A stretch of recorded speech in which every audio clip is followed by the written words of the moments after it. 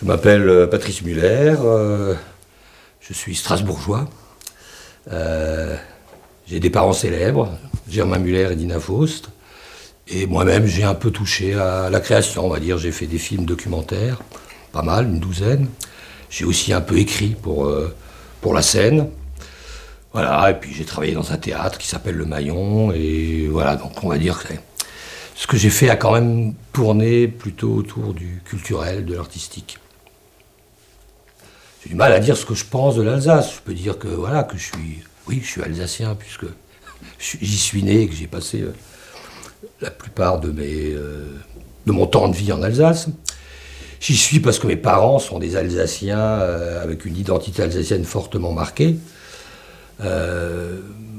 Voilà, l'Alsace c'est ma région, mais comment dire, je ne mettrai pas l'Alsace comme priorité à ma propre identité. Enfin, c'est mon identité personnelle n'est pas liée prioritairement à l'Alsace. J'ai beaucoup vécu l'Alsace à travers les spectacles de mes parents depuis que je suis tout petit. Hein.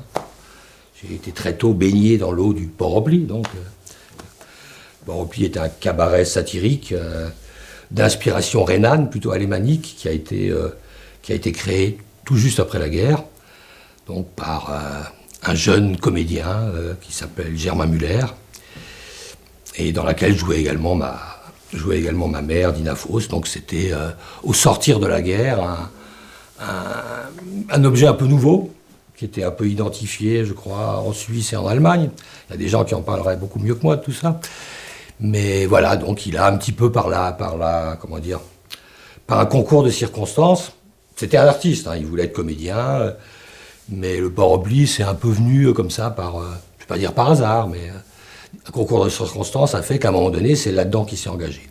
C'est-à-dire sur une forme de théâtre basée sur des sketchs, des chansons, des textes, des monologues, beaucoup en alsacien, un peu aussi en français et en allemand, donc c'est pour ça qu'il appelait ça un cabaret trilingue. Et voilà, et très vite, il a rencontré un public parce que je dirais qu'il est allé, il n'est pas passé par quatre chemins, c'est-à-dire qu'il a vraiment pris son public là où il était en 1946, c'est-à-dire au sortir de la guerre, au sortir de ses déchirures, de ses souffrances, qui ont beaucoup contribué à forger une identité aux Alsaciens, je pense. Et voilà, mais là je fais un peu une présentation de ce qu'a été le Port-Oply, hein, donc je suis pas un conférencier très valable pour parler de ça. Donc, en tout cas, moi, personnellement, puisqu'il s'agit de parler de mon rapport à l'Alsace, quand même. Donc, mon rapport à l'Alsace, évidemment, il est passé par là. Tout petit, j'allais au théâtre, voir mes parents se faire applaudir par des salles généralement pleines. Et voilà, et puis j'étais un gamin heureux qui allait voir 2h30 de spectacle dans une langue qu'il ne comprenait pas toujours, parce que je ne comprenais pas très bien l'alsacien. Petit à petit, à force d'aller au Port-Oply, j'ai fini par mieux comprendre l'alsacien. Et puis voilà, et puis bon, d'abord c'est le regard d'un gamin qui était tout heureux de voir ses parents faire un succès sur scène. Et puis petit à petit j'ai grandi, donc j'ai commencé en devenant adolescent, puis adulte, puisque le Barabie a duré 42 ans, donc chaque année j'y allais, et puis j'avais un regard un peu forcément qui a bougé, parce que je commençais à avoir un regard critique peut-être un peu sur le Port-Oply, donc j'ai eu un rapport un peu ambivalent à ce spectacle et qui s'est modifié au fil du temps. Voilà. Il a réconcilié les Alsaciens. Entre eux et avec eux-mêmes. Bon. Alors ça, j'invente rien. Ça a été dit 25 fois. Ça a été dit dans le film, peut-être, dont je parlerai tout à l'heure. Voilà. Donc, au sortir de la guerre, dans cette espèce d'entre-deux où se trouvaient les Alsaciens, parce que je reprends quelque chose que j'avais déjà formulé ailleurs, mais quand on sort d'une guerre, en général, on se reconstruit avec un statut. On est soit vainqueur, soit vaincu, et c'est avec ce statut-là qu'on essaye de se reconstruire. Là, le problème, c'est mon regard, hein, je l'interprète comme ça. Je pense que pour les Alsaciens, c'était un peu plus compliqué, parce qu'ils étaient moitié vainqueurs, moitié vaincus.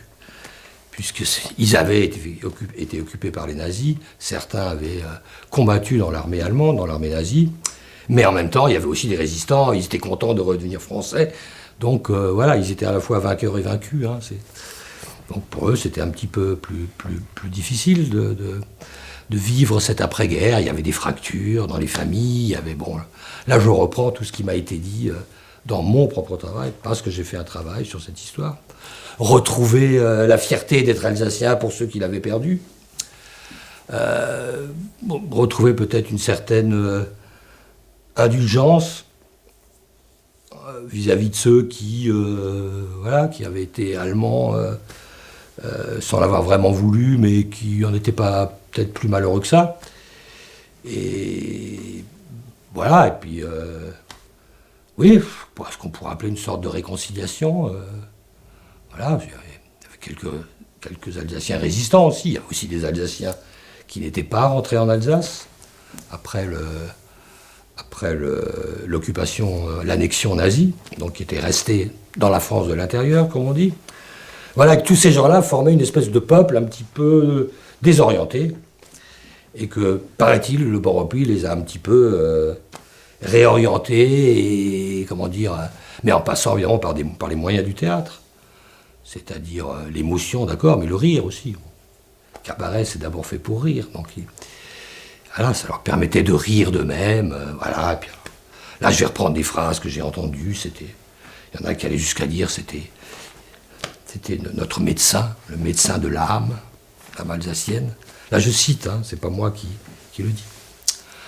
Voilà, et il se trouve que j'ai, quelques années après la mort de Germain, donc une fois que le Bon-Repli était terminé, j'ai revisité cette histoire du Bon-Repli, que je ne connaissais que comme spectateur, à la limite. Spectateur, évidemment, en particulier.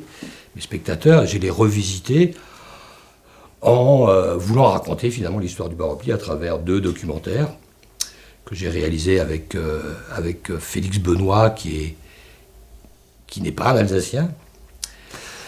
Donc, pour moi, le rapport au Bon-Repli, il s'est fait en 2, j'ai envie de dire, en 2 étapes, quoi.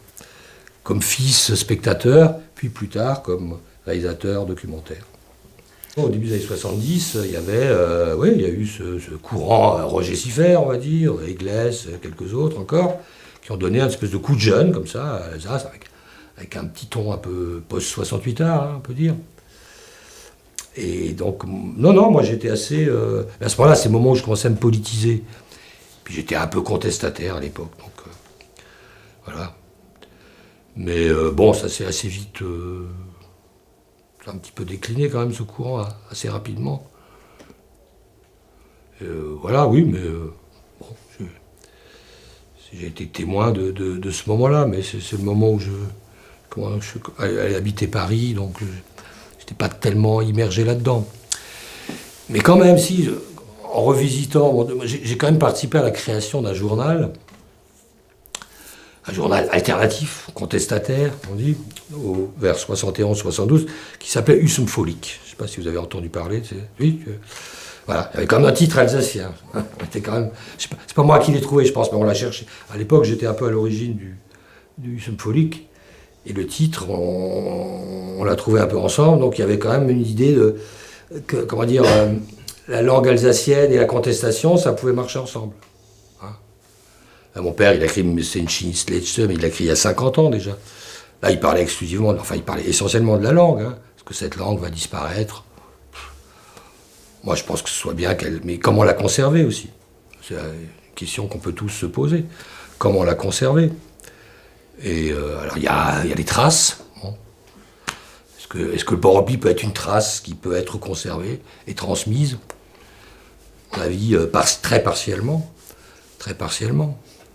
Maintenant, c'est vrai que la langue, c'est important quand même. Si plus personne n'écrit en alsacien, s'il n'y a plus un comédien qui joue en alsacien,